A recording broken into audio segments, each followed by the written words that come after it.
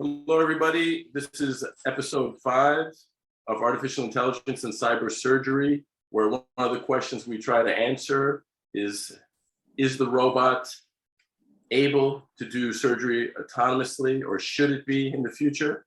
I'm Dr. Andrew Gumbs, the editor-in-chief of Artificial Intelligence Surgery. Hi, I'm Dr. Vincent Grasso. I'm the social media director and director of strategy for AIS Surgery, our journal. I think we're the only journal that's dedicated to the use of artificial intelligence in surgery. We're at AIS Journal. Exclusively. We're the only one that's exclusively. Yeah, that's right. You can find us at AISjournal.net. And we have a fantastic guest on our 5th episode, right, Andrea? I think we're number 5 now. And Right. I'd like to introduce Dr. Luca Milone, who has a long relationship with Dr. Gumbs. Luca, can you please introduce yourself and let the audience know your relationship to Andrea? And then thanks for taking the time on your busy Saturday to join us. Welcome. Thank you, Vincent. Hi, I'm Dr. Luca Milone. I am the director of robotic surgery at the Brooklyn Hospital. As Vincent was saying, I've been a good old friends of Andrew. We go back something like 10, 15 years at the time where we both were fellows with Michel Garnier a long time ago. Since then, a lot of things happened. Since then, I did my fellowship in robotic surgery. We together, Andrew and I, work on nodes with Dr. Bessler at Columbia University. And Dennis Fowler, yeah. And I guess that's very important to say because we're talking about how robots can help us in surgery, in artificial intelligence. And at the beginning, it's always through little steps, and those little steps, very important, were like nodes, developing the open mind. There's something different can help us. I remember at that time everybody was against us, like calling us crazy. It was interesting. I don't know if you remember, Andrew, we were at Sages and we were about to present our study, our notes, and Saturday Night Live. That night, the presentation was on Sunday morning, and the Saturday night they made a sketch, and I'm like, I'm Italian, I don't know what Saturday Night Live is. I went to my wife and she says, you're making fun of you at Saturday Night Live, and I'm like, who's making fun of me? And my wife says, but it's a good thing. It's a good thing. Yeah, we're talking about notes. That was fun. I remember the joke. It was a woman went in today to a hospital in New York for a flu shot and ended up with having her gallbladder removed from her vagina. Yes. And she, even though she had no problem with her gallbladder, she did want to thank the doctors. I can't remember what the punchline was, but I remember at a national meeting, a surgeon from, I believe it was Europe, and I don't want to mention the country because I may or may not be currently working in that country, stood up in front of 1,000 doctors and said, "I'm going to use the vagina for other things." Just so crazy. Wow. I mean, this was before Me Too. I mean, back in the when the dinosaurs walked the earth, which unfortunately we can remember.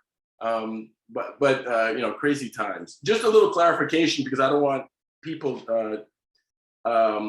clarification on my name. My mother is Italian. My dad is from British Caribbean island, and I was born in New York. So I was originally born Andrea, but my mother changed it to Andrew when I was 1 month old because it's Andrea is a woman's name in America. So just a clarification. They both call me Andrew or Andrea depending on the time of day. So anyway, That's true. Yeah. No, it's that was a crazy time, and the most important thing about that time, I feel, is that he put the fundamentals of surgeons we're great. I think we are the best surgeons, the best doctors in the world. I say this because we all surgeons are not PCPs here that can like yell at me, but we are not that open-minded. We're not that open-minded. It's like our way or the highway. It's like, and many surgeons started with like, the bigger the incisions, the best. The bigger the surgeon. Yeah, and you know, and we were all fighting at the time of laparoscopy that was wrong, and then laparoscopy came, and then notes came, like natural orifice, and it was like crazy. But that and through that, Andrew and I developed a patent on a robot that would help us doing notes, doing natural orifice. But the most important thing is not, I think, is the journey, because we couldn't get to where we are now talking about artificial intelligence if we hadn't gone through what for us was an open mind. And the open mind was notes, was robotic, tiny manipulation. And if we talk about robotics, as you guys, I think, want me to, it's the natural pathway to get us to autonomous actions. Absolutely. Like, correct. Like we were talking about, usually we think, people always say robotics, the Da Vinci, the complete robotic surgical system is the first time that we have a computer in between the patient and the human, but it's not true. The first time was, I used to say erroneously, was the laparoscope, but that's not even true. The first time was the endoscope, the endoscope with a monitor. And because of that, we have the ability to use the power of all of these algorithms, the power to get computer vision, better visualization, and the dream of getting more autonomous actions. It's true. I was talking to Vincent. Vincent, I think, what was it? I think last month, and we're talking about us, we're introducing ourselves, and what we're doing and what we're not doing. And I was very impressed by your background of like the shifting of robotic into artificial intelligence, and the master you took, and all these things. And I'm just thinking about all of that. And we are so, even if we think we're doing big steps, we're so far behind in what the final results is, that we have to really focus on today and enjoy the journey, and to make this journey for everybody. Like, there are still people, exactly, there's still people that do open colectomies. And as a surgeon, Andrew and I always talk like we need to do minimal invasive laparoscopy and this and that. And there's a lot of surgeons out there that they do open. Not, it's not wrong, but it is a little bit, I would say. We need to push into that. And for us, we can't just stick into laparoscopy and robotics, because then we will be those surgeons that are not open to the future. They're not open to what we can do better. And I was reviewing a few articles that were talking about how we can merge the 3D imaging with the operative room image, so that the computer can help us in the right choice. Because we're talking about artificial intelligence in surgery. Maybe we think that in the year 3000 the robot will do everything. Right now we're talking about little steps. We're talking about the ligature deciding when it's the time to burn and cut, and he's deciding, not me. I'm just pressing the button. The mechanical stapler, mechanical stapler deciding, although it's too thick, get the next one. I'm able to cut now and not able to cut. I'm not deciding, I'm just pressing a button. Yeah, very complex algorithms are running through doing that. And that's from the 60s or the 70s, I think, some of those algorithms. Now, Vincent, you remember, I always like to use this. I started using this in my talk because at first I was resistant to use this comparison because I thought it wasn't very serious, but I've actually seen the people receive it well in surgical meetings. And I talk about how Star Trek shows surgery in the future, and how Star Wars shows surgery in the future. Star Trek, you have Bones McCoy, he's with the patient, using all these cool devices. And then in Star Wars, it's like, it looks like something out of the Dark Ages, actually, because it's like, there's no human anywhere. It's just the patient like screaming in pain and this robot operating on them. And so So what do you, Vincent, like, what do you think of the two? Which is correct? What's the future what does the future hold for us? Yeah, it's interesting because we've all three of us have had some part in being, on the journey, as Luca said, right? When I was in my early training, right, really starting early with moving into this environment where you would use different instruments and use visualization, there was kind of kludgy. And I think what's really exciting is there's two bookends. There's the whole AI brain that has to control the robot, right? It's not the robot's not going to have a processor in their little humanoid form.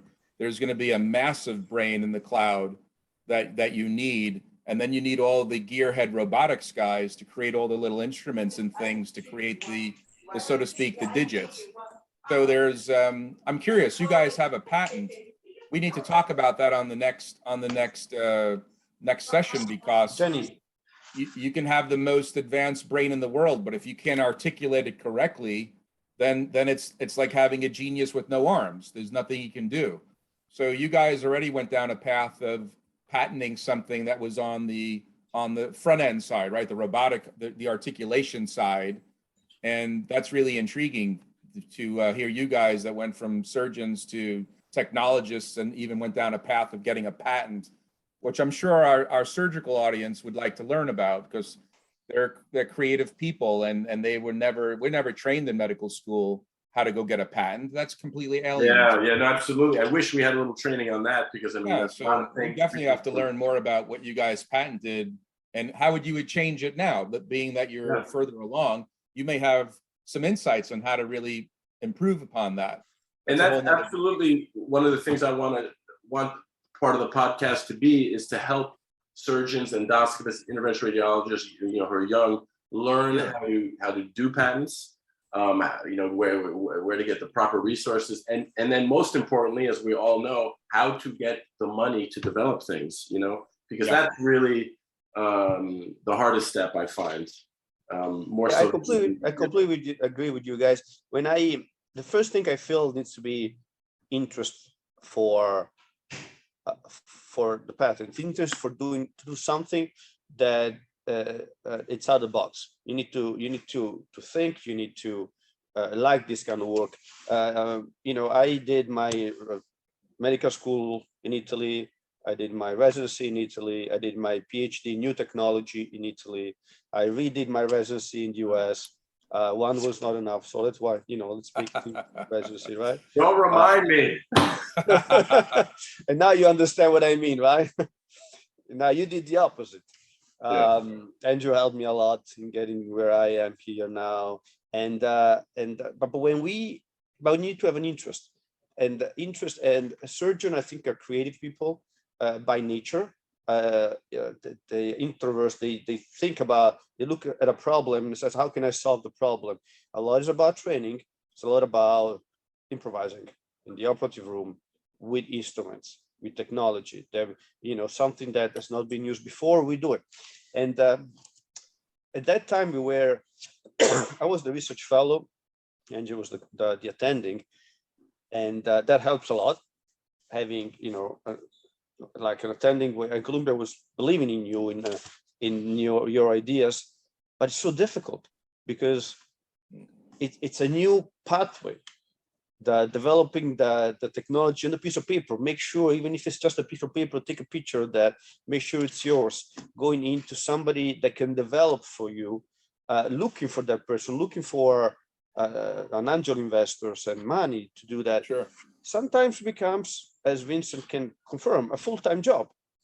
To juggle the clinical and the research and the patents that you may have and develop, I believe that most of the time, great idea dies just because people don't know how to develop them, and there is no time. They don't have the time. I mean, absolutely. And they don't know what to do. And we get zero training on this. No.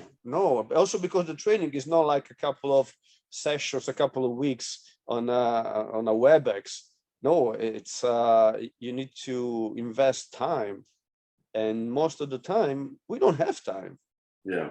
No. I think the most important things is having a team. Andrew and I were a great team. I had a little bit more time than him at that time. Now we don't. Well, now that's hopefully what the journal is doing. And also one of the reasons I wanted to do the journal is to collect like-minded people. So if we have ideas, we can develop them as a whole. If we have all different people in editorial boards, computer scientists, surgeons, radiologists, with all different levels of experience with developing new technologies and products. So it's really been surprisingly rewarding, this journey. You know, I've never been an editor-in-chief before, but it's been fun. You know, it's really the best way to put it. So we should say that poor Luca, we almost lost Luca to COVID. You're getting over COVID, aren't you? That's why you keep coughing every now and then.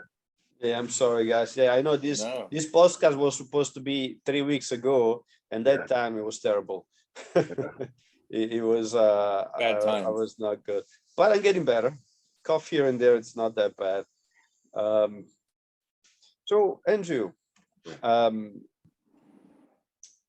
in this artificial intelligence, I believe robotics, it's unfortunately still telemanipulation, as one time you called it. I really like the terminology. It's still going to have an important role for a long time. Yeah. Probably the rest of our careers, but who knows? I mean, it's you know, I have nothing.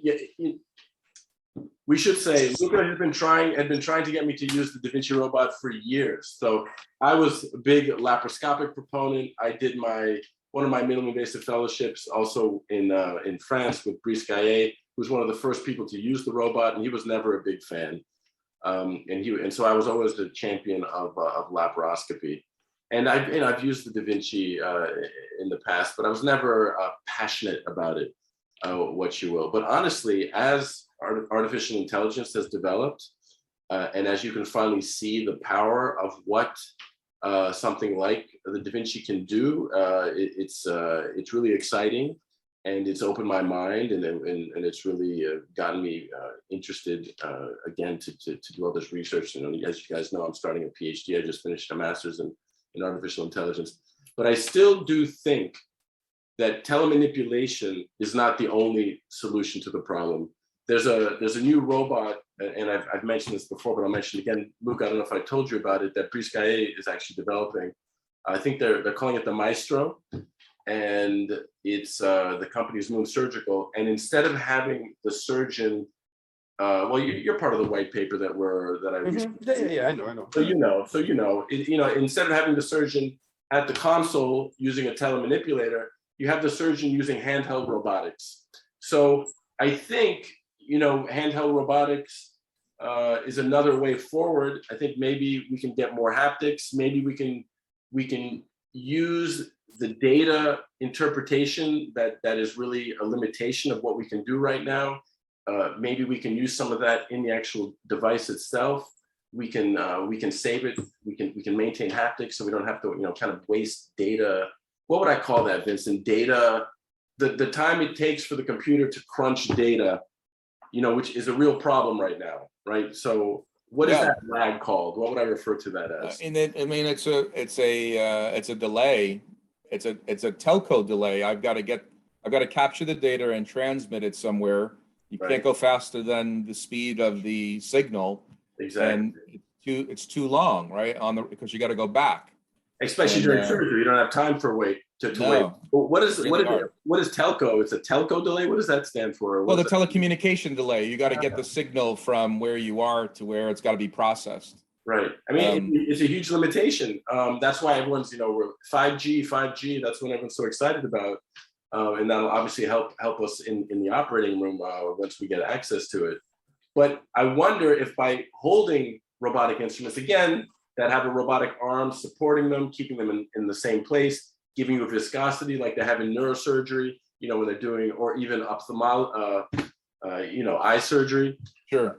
You know, because they even use robots during open surgery. We have to remember that. People forget that. People forget that Da Vinci was initially developed for open surgery. So robotics is not just the Da Vinci. I mean, we have so many other competitors now. We have Versius. We have Medtronic has Hugo. I told you about Moon Surgical. There's even other robots that are I think even available that I didn't know about. I think right now we are in the era of data collection with all these robots. I was looking at a video and they were talking about Tesla, because of course we need to compare. The outside world is so developed. Look at the Tesla. If you remember the cars about 15, 20 years ago, and now you look at Tesla, it's incredible. But it's not just a car to drive itself, collecting data. I heard that they have their own insurance, because they exactly know when you push the brake, and they certainly know when you turn the steering wheels, and they know what kind of driver are you. And then the car can do the same thing. And the robot now, what they're doing, and I guess Intuitive is doing that, is collecting all this data. They have a huge amount of data, but the real question is, how can we use that to create something that can help us? And then the second part is that, are we going to trust that? Like right now, I think 10 years ago, nobody would think about taking the hands off the steering wheels and having the car to drive you home. And after, nowadays, 5 years, everybody wants a Tesla to do the same. How long will it take you? My question will be, how long will it take a surgeon to give in part of the operation to a machine? Well, we already do that, right? I mean, with the powered stapler from Medtronic, we give that part up already. Boom. Or like we talked about the ligature. It's also part of the point of the journalist to change doctors' perceptions of what AI is. A lot of people don't understand it. As you said, surgeons are conservative. They're very afraid of things they don't understand. But I mean, I would gladly give up. I was thinking the other day, imagine if I could have the robot. I'm doing a Whipple laparoscopically, and I have to take the portal vein. Imagine if I could have the robot now I take a little Gore-Tex prosthesis, and the robot just does the anastomosis for me in, I don't know, 8 minutes. Because they've done that in an open model with I can't remember the name of the company. It's a guy, Dr. Peter Kim works with it. I want to say maybe Active Surgical, when they've done autonomous anastomoses of animal intestine. And I was like, at first I was like, well, that's not very interesting, because I mean, that's my favorite part of the operation, the anastomosis, right? But then I was like, imagine if I could do the portal vein. Oh my goodness, imagine the resections we could do, because it would be pretty easy, I think, actually, to have that part done autonomously, because everything's set up. You just mark on the screen, all right, here's the opening. Here's the opening here. Here's the distance. Here it can feel the tension. The computer tells you how long the Gore-Tex prosthesis has to be. And you stick it in, and if it did that, it's a little bit like the orthopedic surgeons do when the robot creates the socket into. Yes, absolutely. It's completely autonomous. So, or what about the CyberKnife, right? I mean, the CyberKnife for radiation. I mean, you're giving high dose radiation in 3 days, 3 treatments instead of 25 treatments. I mean, that thing is it's violent. If it's not, it's very destructive if it's not done. And people have been doing that since 1994. So, whether some surgeons will or some surgeons won't, there will always be surgeons who will, and those surgeons will probably get ahead. So, you can stay in the time of the caveman, or in the Neanderthals. But we all know what happened to the Neanderthals. So I think everybody will jump on this. You remember, guys, when Notes started, lots of people were against us, but a lot of other people jumped into it because they didn't want to miss the next train, because many of them had missed laparoscopy. To get laparoscopy to take over some of the general surgery procedure, it was a huge fight. And still now, there's some surgeons that don't like laparoscopy. Of course, us as a minimally invasive surgeon, that's our bread and butter. And then many others jumped into notes because of this. And I'm sure for artificial intelligence, they learned the lesson. And we have and now around us on the street, we're talking about artificial intelligence all the time. Cars, as I said, telephones, just the algorithms that you look at the telephone, you just click on this advertisement or your website or something, and then the machine thinks you like that and goes into another algorithm, and you have a commercial of what you like on your phone. I mean, surgery is hard. I want all the help I can get. You know, I have no problem having assistance if it gets my patient a better outcome. You know, so Sure. Yeah, I'm all for it. So on that note, guys, because we're at our limit. Wow, we went pretty far. Yeah, we went fast. So great seeing all of you, seeing you guys, even though it's virtually. That's the end of our 5th episode, everybody. I hope you enjoyed it. Luca, we're obviously going to have you on again. This is a work in progress, but thank you so much for recovering from COVID and getting setting aside time for us. Okay. and you, Vincent, thanks for having me. Take care, Luca. Nice to see you guys. We'll talk soon. Okay, guys. Bye-bye. See ya. Bye.